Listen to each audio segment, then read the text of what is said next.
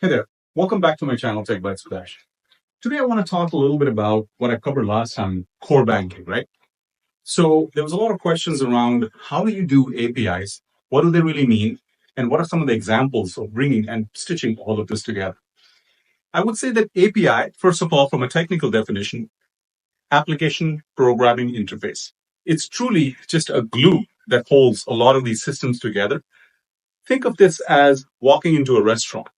When you go into a restaurant, you take a chair, you order some food, the waiter takes your order, goes to the kitchen, and eventually comes back with your order, right? You didn't see how the food was made. You didn't want to understand the ingredients. You cared about your salmon fillet, right? So likewise, APIs, what people are doing is in the sectors, especially around fintech and techfin, there's a lot of things around a lot of data, a lot of systems, a lot of rules that are there. How can you granularize the services, the data, and the interface logic to really provide something that the consumers are looking for? I'll give you an example.